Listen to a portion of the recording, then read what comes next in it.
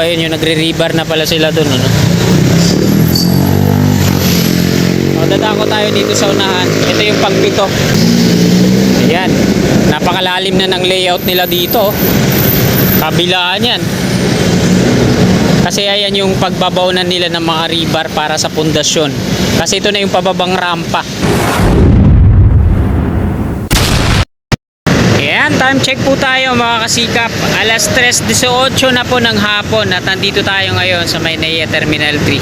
At ipakita ko ulit sa inyo kung ano na yung latest na update. Ngayon dito sa off-ramp na nagkakalaga ng 3 to 5 billion pesos. Ito po yung NAIA Terminal 3 Rehabilitation. So, mula yan dito sa harapan natin sa may Savoy Hotel. Patungo yan doon sa may Circle. Ayan yung ipapakita ko sa inyo. Araw po ngayon ng Martes, ika-18 po ng Marso, taong 2025. At eto na, mula dito mga kasigap, ito yung unang pier sa unahan natin. Hindi ito yung may mga scaffolding na to, na may steel ladder. Pero dito din i-connect yan, pinaka unang Spanya, viaduct dito sa bakante na to. Tapos dun sa pier na nauna nilang ginawa. Dito lang yan sa gilid ng Savoy Hotel. So, ayan mga kasikap, bye-bye natin to hanggang doon sa dulo. Dito tayo dadaan. Pakita ko po muna dito mga kasikap. Ito na, tinatanggalan na nila ng mga forma. Ito yung unang pier column, no?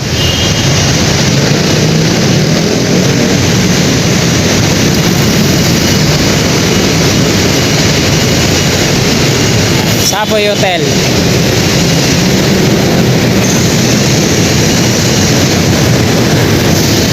So ito naman mga kasigap yung pangalawang pier column. Yan, malinis na, no? Installation na lang ng girders. At ito naman yung pangatlo. May nakabalot pa ng mga forma. Pero konkreto na yan, no? Di pa binabakbak. Naporing na to.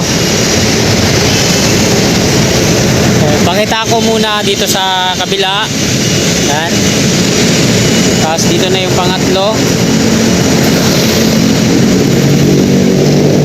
Yung pangapat, eto, wala pang platform pero nilalagyan na nila ng ano.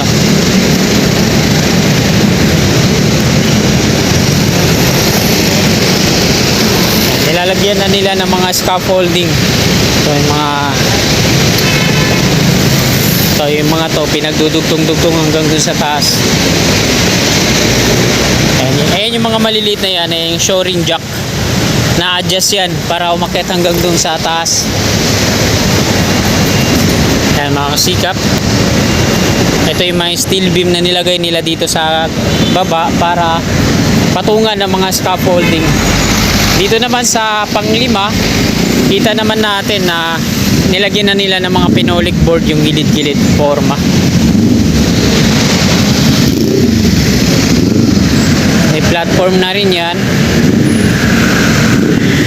At magre-rebar na po sila dyan. Sa pang-anim naman mga kasikap, tingnan po natin maigi, no? So wala pa ang mga scaffolding. Hindi pa nagagawa ng platform.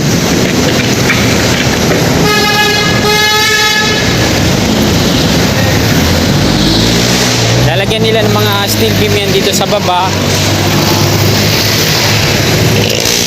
bago nila installan ng mga shoring jack at mga scaffolding packet. Pakita ko pabalik. So ayun yung nagre-rebar na pala sila dun, ano? So, dadako tayo dito sa unahan. Ito yung pangpito. So ayun mga kasikap, yung pangpito, una yung pier head nyan at doon yung rampa pababa dyan yung mga excavator. Titingnan natin. So dyan sa unahan makikita natin dyan yung mga engineering. At ito yung barracks nila, no? Grand Apex Construction INC. Ayan yung pangpito. Bali pito po yung mga pier columns dito, Ilera, sa gilid ng Savoy Hotel patungo doon kung saan tayo kanina nag-umpisa.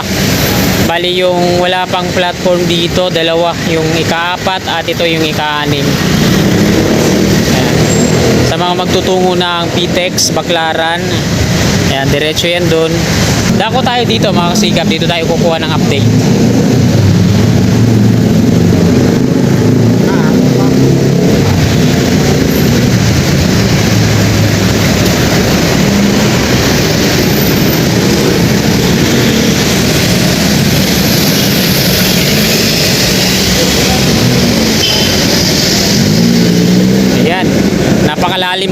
layout nila dito.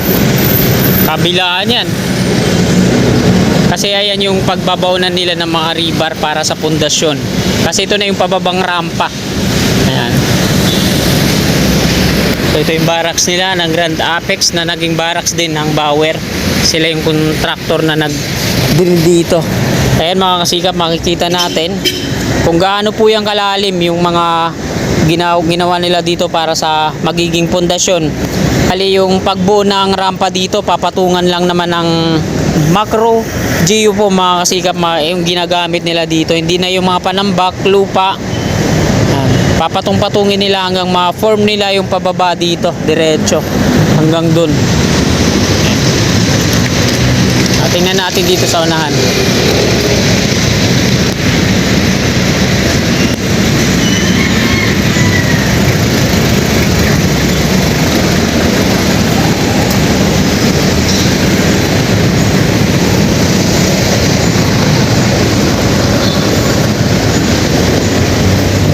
Nakabalot na ng may mga harang na net na dito para hindi matalsikan yung mga pumaparadang sasakyan.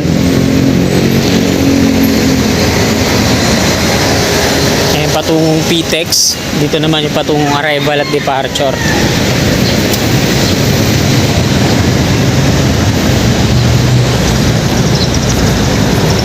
So ayan mga kasikap po, napakalalim po no, kabilaan. Ayan yung hinukay ng excavator.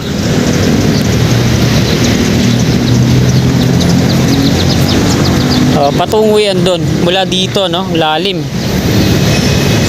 Yan, hanggang dun yan sa dulo, kabilaan na napakalalim yung hukay. Ayan naman yung NAIA Expressway patungo ng Cavitex.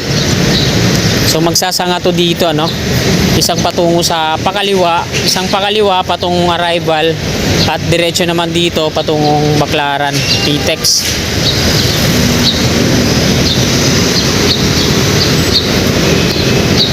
Babalik na tayo dito.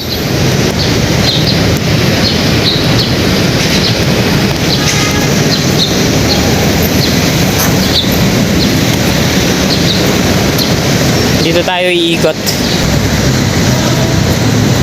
Ito yung gilid, nilagyan na nila ng drainage dito no. Tinambakan na naman ng mga samot-saring basura dito no. Nasa circle po tayo, ito yung bypass. Ayan naman yung off-ramp, yung mga galing Cavitex na magtutungo dito sa arrival at departure no. Mga galing NAIA Terminal 1 and 2 na patungo din dito. Ayan yung pababang rampa.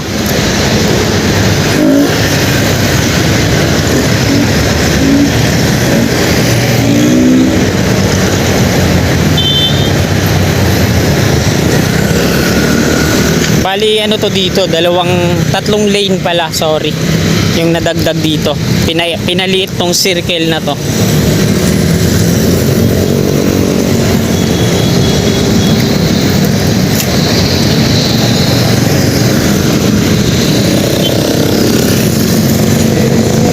Pagpasensya nyo na mga kasikap ha, medyo magalaw yung kuha natin, wala tayong gimbal eh.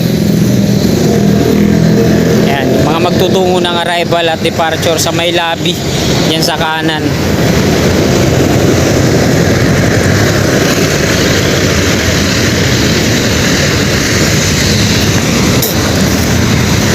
So ito yung circle oh, tinatanggal na rin yung mga halaman. Yan, andun pala yung mga workers oh. Tinanggal na nila yung mga center island dun at pinalawak lalo no.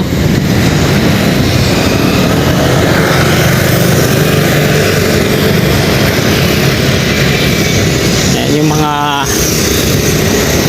ayan yung NAIA Terminal 3. Tapos dito yung parking na oh, pinalawak lalo no.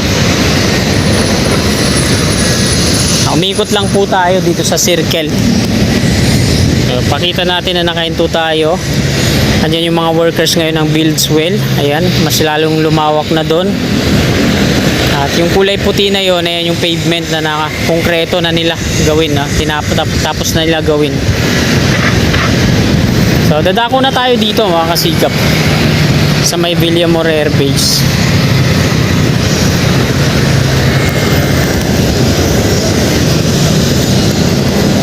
yung Savoy Hotel na expressway.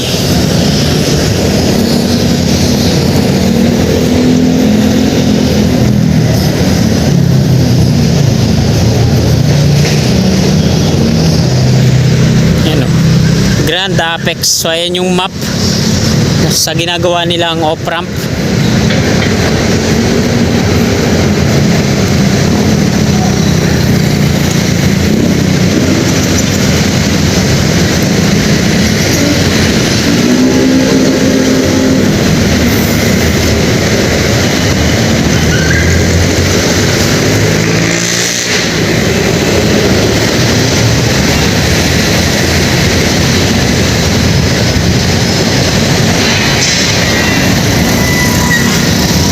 Ito, dito dati yung binakuran nila, tapos may LED billboard to dito, no?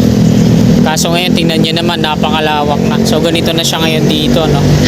Sa harap ng NAIA Terminal 3. Bali dito, papantayin pa to dito, no? Yung pavement na to.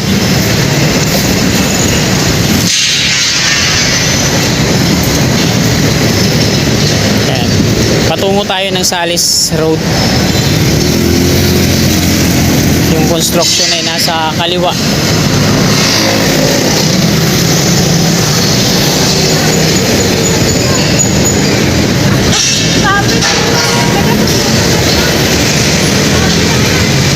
Grabe yung alikabok. Ayan mga kasikap, yung mga pier columns na yan sa kabila lang.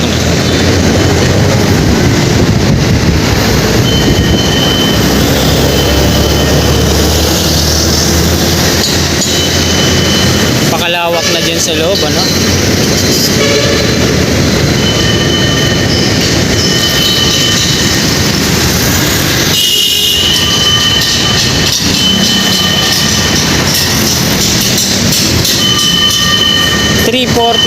PM.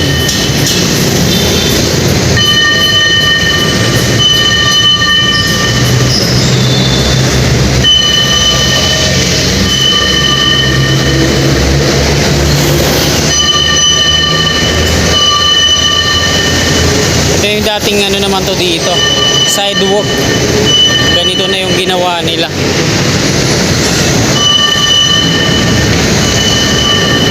Gumawa dito ay Buildswell. Ito, mga workers pa ng Buildswell to. Yan sa loob, oh, ang lawak na, no? Makita mo na wala ng mga gutter-gutter na nakaumbok, pantay-pantay na.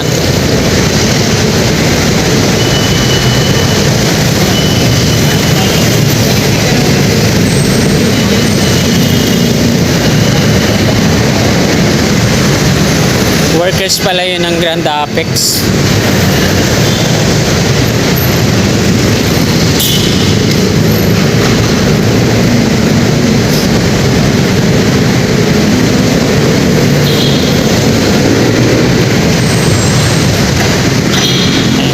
Lumipat lang tayo, dati tayo dun sa kabila. Iko tayo dito, no, sa mga patungo ng Salis Road. Kanina nandun tayo sa Andros Avenue.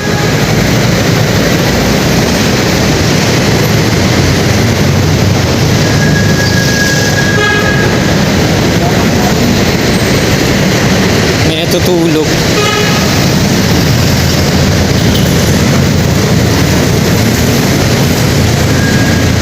Ayun, ang dami natutulog dito, no?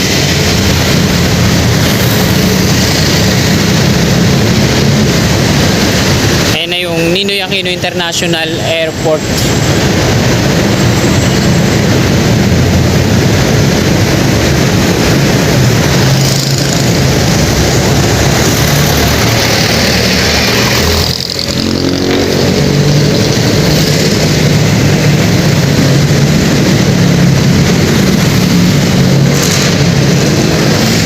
So, shout out sa mga nagko-comment sa akin dati, ano, na bakit di daw ako bumababa ng motor, lagi na lang daw ako nakamotor na nagbablog.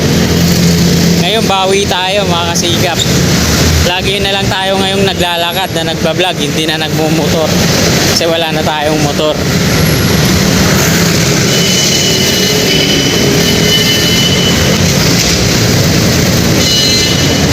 Ito yung sidewalk dun sa dulo, yung binungkal na, no? Ito yung parking dito sa Ninoy Aquino International Airport. Lawak, no?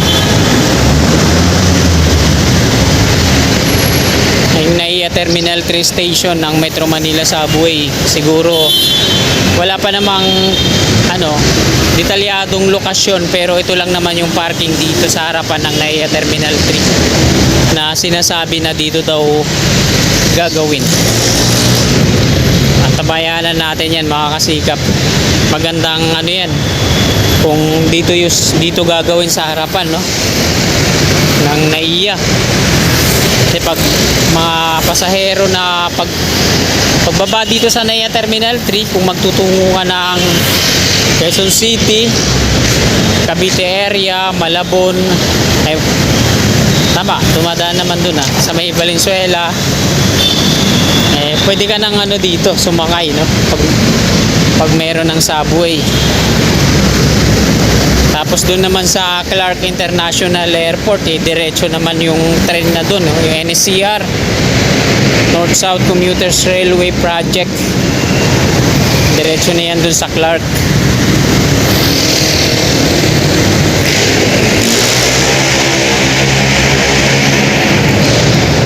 Hanggang dito pa lang sila sa pagbubungkal ng sidewalk.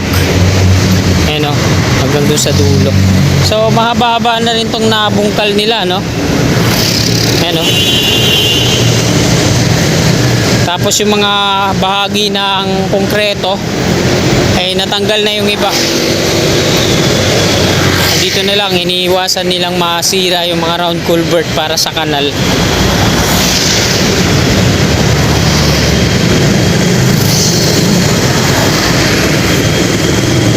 Grabe, pahapon na, ang init pa rin. Ito, laki oh. Drainage manhole yun.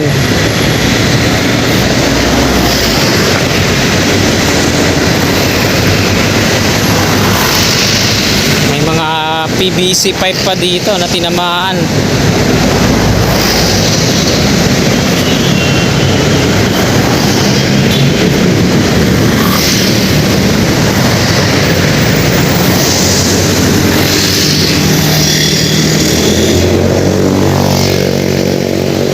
Dati yung pedestrian dito, galing dun sa arrival at departure.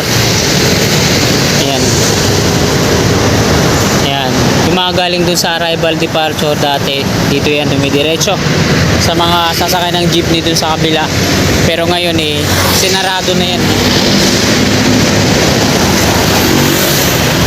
nakasarado na to dito. Doon ang diretsyo niya, no. Bali, ayun na yung ginagamit, yung footbridge na yun mula dun sa arrival patungo dito sa McDo sa Tawid.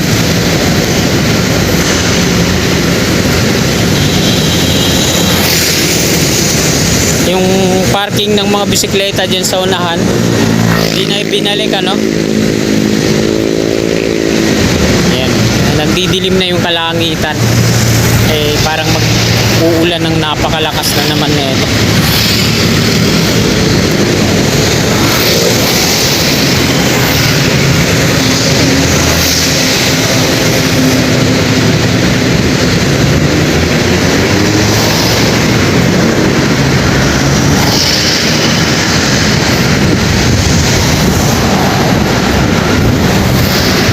Pakalawak na rin ang parking dyan, oh.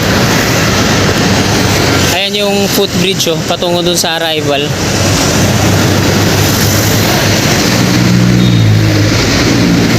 At dito tayo mag-end ng ating video sa unahan.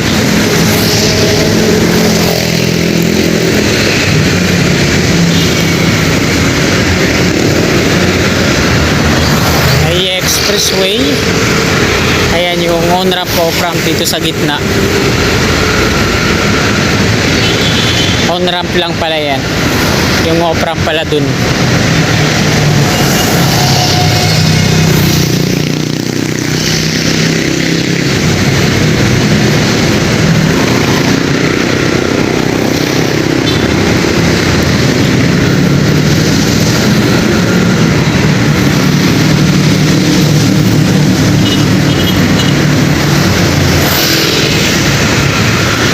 Ito mga kasikap po, ang lawak na dito, no? Ito yung dating parkingan ng bisikleta. At ayan, no? May ginagawa silang parang ano dyan, toll. Ayun. Ayun mga kasikap. Nakita naman natin yung dun sa ano, road widening nila. Dun sa may circle. Yung dun pala yung mga yung pasukan nun. Tapos dito yung labasan ng off-ramp. Tama, para sa off-ramp to. Dito yung exit. So yun mga kasikap po. Yung off-ramp na ginagawa nila doon, dito ang diretso nan. Ito yung exit oh. May tatlong toll dito, no? May tatlong booth. Ito yung exit niya, merong tatlong counter para sa mag-i-exit eh. So dito pala yun. Ayun pala yung purpose nun. Kaya nila pinalawak dito. Tinanggal yung parkingan ng mga bisikleta. Dito pala ang exit nan.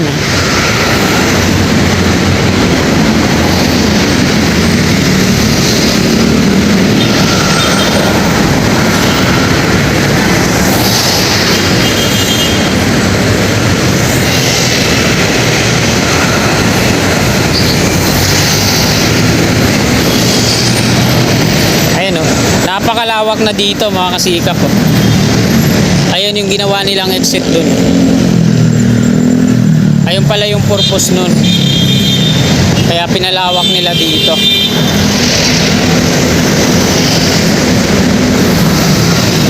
Napakalawak na dito, no?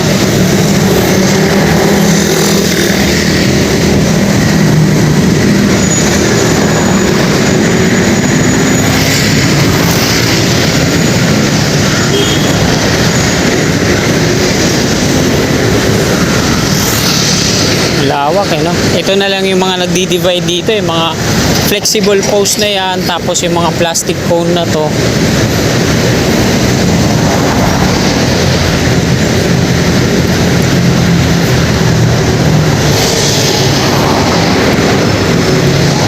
Ayun mga kasikap po, yung bagong exit nila, yung tatlo yung counter.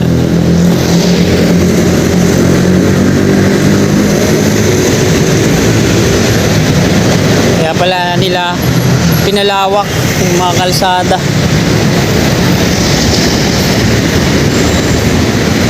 Ito tatanggalin na rin to, no? Tapos dito sa kabila naman ano,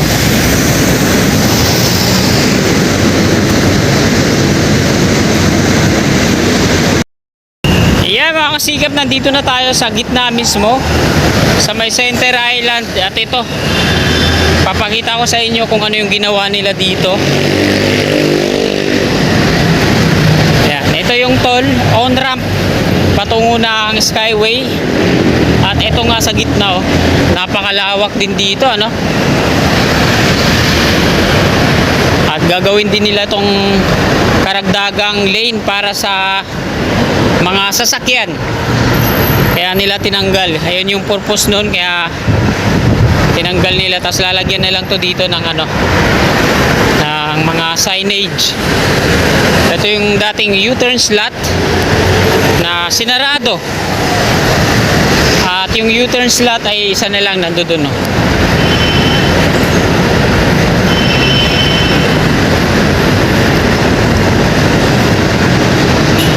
Napakalawak dito sa ilalim, ano? Mantakin nyo, no? Laki din ng naitulong na binakbak nila lahat to dito, no? Kasi dati puro halaman to dito, landscape. Mantakin nyo, ilang lane to? 5, no? Tapos gagawin nila ang ano to, pavement, karagdagang kalsada para sa mga sasakyan.